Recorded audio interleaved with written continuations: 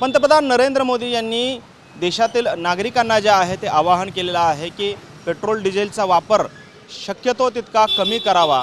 त्यामुळे जेणेकरून बाहेरून पेट्रोल जे आयात केलं जातं त्याचं आयातीचं प्रमाण जे आहे ते कमी व्हावं आणि जे देशातील पैसा आहे तो परदेशात जाऊ नये। त्याचबरोबरनं इतर युद्धाचे जे परिणाम आहेत ते भारतीयांनासुद्धा आणि भारतीय अर्थव्यवस्थेला त्याच्या झळा पोहोचत आहेत। त्यामुळे पंतप्रधानांनी हे आवाहन केलेलं आहे। त्यानंतर आपण आत्ता आहोत सोलापुरातील सुपर पेट्रोल पंपावरती। खरं तर शहराच्या मध्यवर्ती महापालिकेच्या बाजूलाच हा पेट्रोल पंप आहे। या ठिकाणी नक्की काय परिस्थिती आहे, इथले अधिकारी आहेत, मॅनेजर आहेत, काय परिस्थिती आहे। पंतप्रधानांनी खरं तर आवाहन केलेलं आहे की आपण पेट्रोल डिझेल जपून वापरा, गरज तिथेच वापरा, जास्तीत जास्त सार्वजनिक वाहतुकीचा वापर करावा। आपल्याकडे काय परिणाम झालेला आहे का या आवाहनानंतर? काही विक्री कमी झालेली आहे का आपल्याकडे?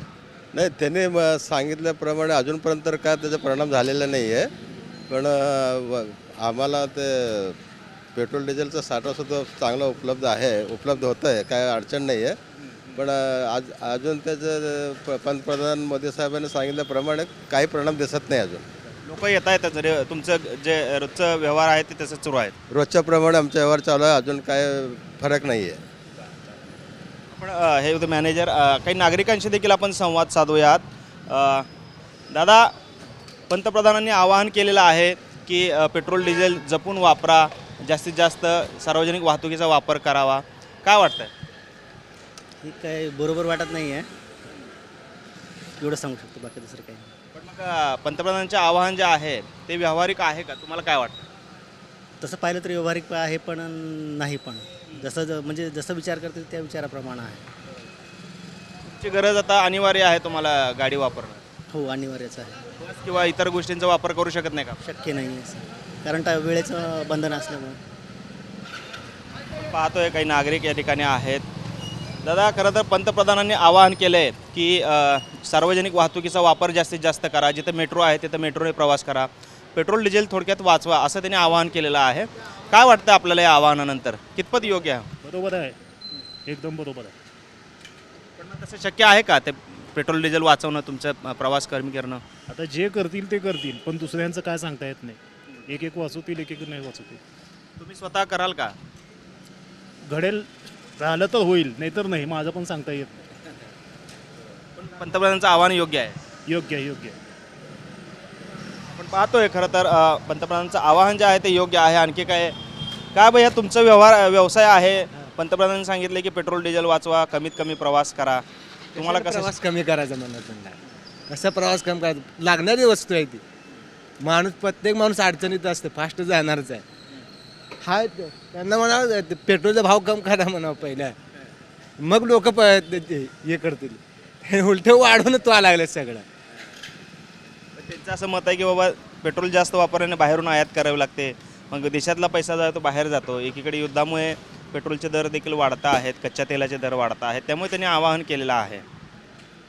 माणसाला कसं आहे, ही लागणारी वस्तू आहे, तुम्ही किती तर बचत करा। जर माणूस आता का सायकल बंद झाले, सगळं बंद झाले, गाड्या बंद झाले, ती गाडीवर जाणार, टू व्हीलरवर। सामान्य माणूस कसं टू व्हीलर वापरणार, जे श्रीमंत आहे त्यांनी इलेक्ट्रॉनिक गाड्या, मोठ्या गाड्या घेऊ शकते। आमच्यासारखे सामान्य धंदे त्यांना पेट्रोलच्या गाड्याच लागणार तिथे। इलेक्ट्रॉनिक गाडीचा परवडत नाही का तुम्हाला? नाही परवडत। हां, चार्जिंगवरची कसं असं लोड असतं ना, गवत ते असते, दूध असते, ते गाडी जास्त हे देत नाही, बॅकअप देत नाही, त्याच्यामुळं पेट्रोलच्याच गाड्या लागते ते, असं आहे। आपण पाहतोय काही आणखी इथं कर्मचारी। काका, खरं तर पंतप्रधानांनी आवाहन केलेलं आहे की पेट्रोल डिझेल कमी वापरा, कारण बाहेरून पेट्रोल आणावं लागतं, मग त्याचा पैसा बाहेर जातो। काय वाटतं या आवाहनाचं पंतप्रधानांचं? आता आपण काय बोलणार, आता सांगा की अत्यावश्यक तर सेवा आहेच, कामानिमित्त तर गाड्या काढावं लागणार, पेट्रोल भरावं लागणार, सगळंच करावं लागणार। ते म्हणतात की सार्वजनिक वाहतुकीचा वापर वाढवावा। सार्वजनिक म्हणलं तर कोणाच्या ह्याच्यावर हे करायचं आपण? सिटी बस असेल, मेट्रो असतील, जिथे जिथं लोकल आहे त्याचा वापर जास्त करा, असं पंतप्रधान म्हणतात। आपल्या इथं कुठं आहे मेट्रो, कुठं आहे सिटी बस, कुठं आहे? केव्हा तर चुकून दिसते आपल्याला बस। पाहतोय खरं तर हे सोलापूरकरांच्या प्रतिक्रिया आहेत की ही गरज आहे, व्यावसायिक वापरासाठी सुद्धा आम्हाला गाडी लागते। त्यामुळे पंतप्रधानांचं जे आवाहन आहे ते योग्य जरी असलं तरी प्रत्यक्षात मात्र ते उतरत आहे का नाही याबाबत साशंकता जी आहे ते सोलापूरकर व्यक्त करताना आपल्याला पाहायला मिळत आहेत. कॅमेरामन विनोद उमनाबादकरसह सागर सुरवसे, TV9 मराठी, सोलापूर.